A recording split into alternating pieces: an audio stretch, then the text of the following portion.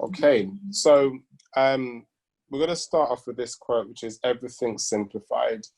The very purpose of TAF is to create a simple gifting community that operates at a global level. So, and everything that we do has got to be simple. Everything that we're trying to do has got to be simple. So even the most complex of activities, taking you out of WhatsApp and then moving you into the automated system, it's a very complex piece of work. However, we're trying to simplify it and do it in the most simple way possible. And in the automated system, it's definitely a lot more simpler than actually trying to do it on your WhatsApp and everything else like that.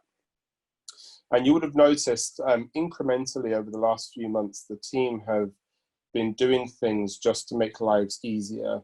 So posting a link so you can tap on it to join a WhatsApp group, rather than them having to figure out how to save your number and then add it into the group and some of the other processes they were doing. So they've always tried to strip away a lot of the noise and the complexity. And we're going to continue to do that as we move forwards. So this is what I want to speak about today. So formal spreadsheet, community projects, detailed, and then I want to have a Q&A. So it's going to be a very short call, depending on the Q&A section. So if you have questions as we go through this, feel free to post them into the chat room. However, my one caveat is wait until I get closer to the end of the presentation. And if I haven't answered your question, then definitely post it into the chat room. And I'll try and get through as many of these as possible, as many of these questions as possible. Okay, so here we go. So a formal spreadsheet, I think this should simplify. I've had a lot of questions about, do I fill out a form or do I fill out the spreadsheet? So let's try and simplify it into a very simple decision tree. The first question in the decision tree is, can you supply valid ID? That's quite a black and white answer. Either you can supply valid ID or you can't. And before you question, what do we consider valid ID? So we've been through this already. So it should be things like, I think that's considered a recognizable national ID by your country, your place of where you live and reside, is acceptable. So common things are going to be passport, driver's or provisional license, and your national ID card.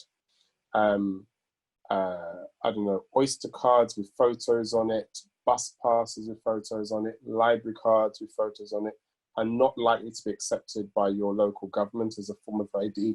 So only the things that are accepted by your government as a form of ID, and we have a list of things that they accept already from around the world.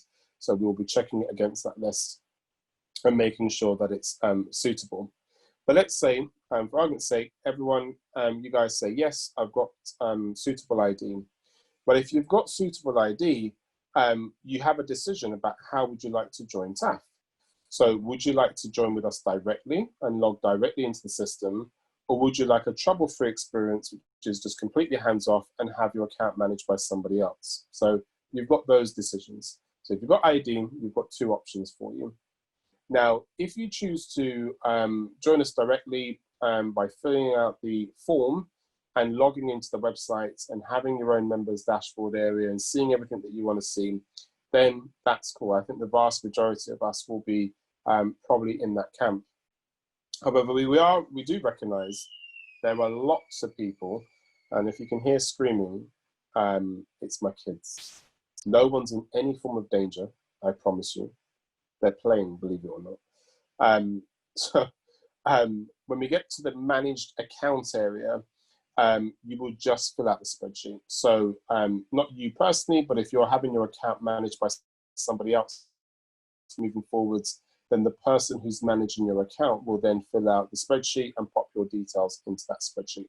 So that's quite simple. So can you supply valid ID? Yes, great, if you can. You're either going to be registering with us directly by using the form when we release it, so it's not released yet, or you're going to be having your account managed by somebody else, like an account manager, and they will fill out the spreadsheet and fill in your details on your behalf. So what happens if you don't have valid ID for whatever reason? and for those of you that have got expired IDs, especially those of you in the US, we're thinking of solutions for you guys, so don't worry. So we know that some of the offices are closed, but we are thinking of solutions to support you. So if you don't have valid ID, then you have to go down the managed account route with an account manager, and you'll be registering a community project. In that respect, your account manager will then fill out the spreadsheet with the details of your community project. Yeah, so I just wanted to simplify it because it seems simple inside our heads, but actually sometimes we forget, to people that haven't discussed this at length and gone through the various iterations, it can be quite confusing. So I thought I'd give you this very simple decision tree. I think it's quite easy. So as you're going through this, if you're an account manager that's managing a mixture of people that could potentially be having community projects and could potentially just be individuals with you, that's cool. You just fill out the same spreadsheet with all of the people that you're going to be putting inside there. And if you fill out the community project field, and if you mark no for ID and you fill out the community project field, then we know where you're at on that side. And if you have valid ID, but you haven't filled out the community project aspect, things, then we know that that's going to be an individual that you'll manage. But for you, from a visual standpoint, won't make much difference. But it does make a difference in terms of how we manage the system and how things happen behind the scenes. So I just wanted to give you that very simple walkthrough. Okay. We'll move on. So a lot of questions about what a community project is. So a community project is essentially, everyone without ID can work with an account manager to submit their community project. Now, when I say community project, it could be anything. It could be something for your family. It could be something for literally your local community, your street, your area, your region, country. Entirely up to you. It just depends on how big your dreams and ambitions are.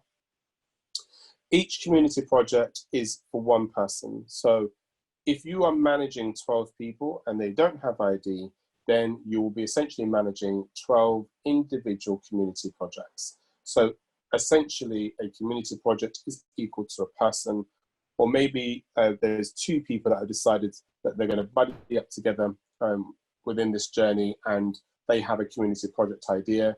As an account manager, you'll be managing their community project. So every single person that you're managing, so if you've got, 150 people you're managing and 50 of them don't have ID, then there'll be 50 community projects, individual community projects that you'll be managing. Yeah. Let me keep moving. And we will only gift to the account manager's PayPal. And the account manager then has the responsibility of distributing the gifts accordingly to whichever persons they are managing. Yeah. So you'll gift to the owner of that community project. So from a relationship point of view, our relationship is directly with the account manager.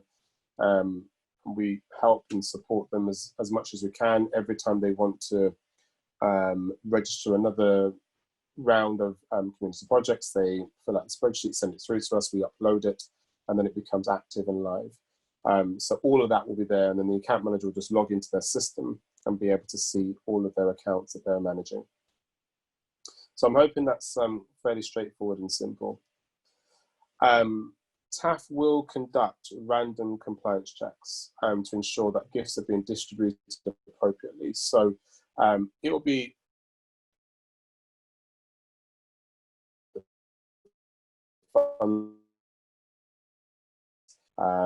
and the common things that a bank will tell you, you can't use your funds to fund terror or buy weaponry. That's not illegal in your country. That's illegal in your country rather. That's not legal, and all that sort of stuff. So the common sense sort of things are in our G's and C's. I'm sure a lot of you have gone through that. But essentially, if anyone who's an account manager, if your members get directly in contact with us and say there's an issue, then we will obviously engage with you directly and say, look, we've had this issue being raised, and then we'll go down the natural resolution route. But we will conduct just random compliance checks on any one of your projects. We'll just pick one and then we'll request some further information. And that's just to make sure that we're operating at a very high level.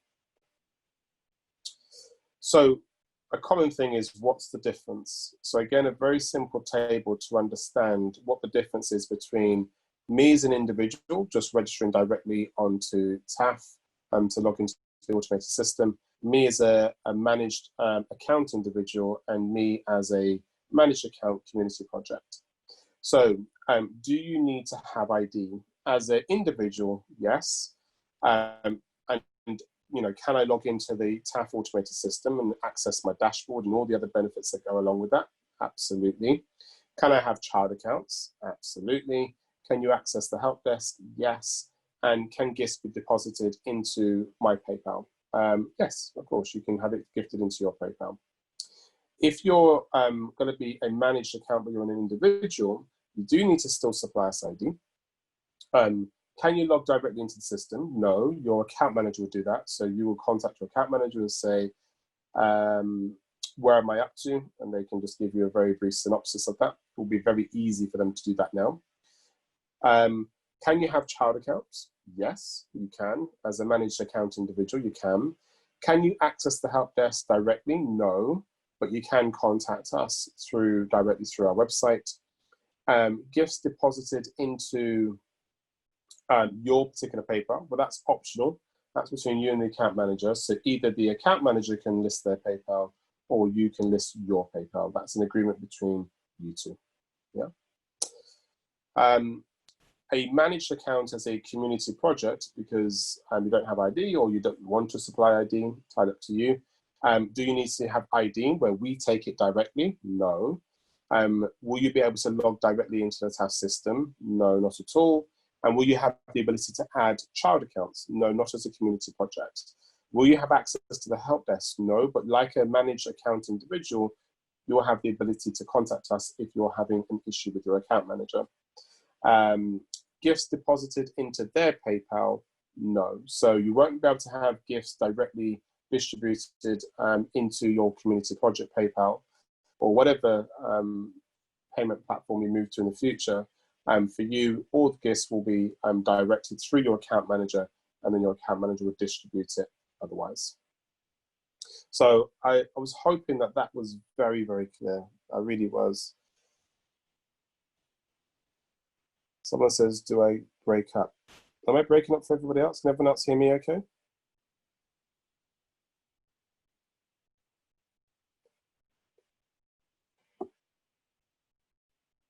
So I'm hoping you guys can hear me. Sometimes, yes. Yeah. So a few of you are saying that I am breaking up. I do apologize for that. It's the beauty of Virgin, unfortunately. Yeah, Andrew, it's a little bit choppy at times, but it's pretty much clear at the moment. Okay, good. Thank you. Thanks, Jen. So I'm hoping the imagery and the text on screen is self-explanatory, but essentially I've been explaining all these different individual elements, whether it's you as an individual, you being managed as an individual, or you being managed as a community project. Yeah. So I'm hoping that's okay for everyone.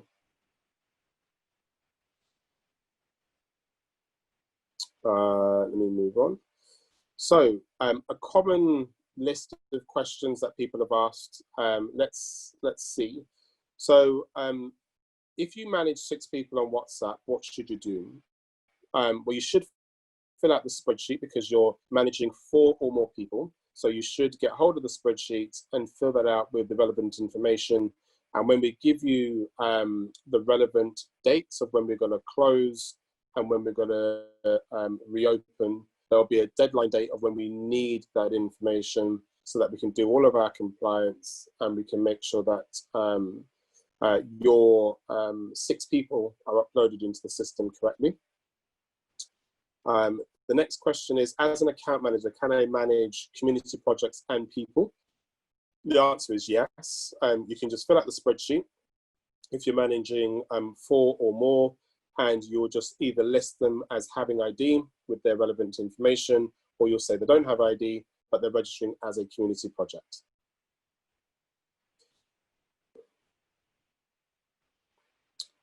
Okay. Do I need to have a community project for each person without ID? Yes. So you can't have 5 people that have the same community project. There'll be different community projects for each of those people. There'll be 5 different community projects for that account manager for each of those people, unless they're coming together as one community project to say, we're only in the usual. We can go in up to 3 cycles, that's fine, as per any normal member, but you're not trying to individually collect up to 1568 for each of those 5 people. So do I need to have a community project for each one without ID? Yes, is the simple answer. Yes, yes, yes. How many accounts can I manage with ID? So there's no real limit, although we do review and we will continue to allow based on your conduct. So if we find that your conduct is not appropriate for TAF, then of course we would look to either warn you or give you some guidance about how to conduct yourself appropriately on the network, in the community rather. But generally, you should be okay. I mean, if people are doing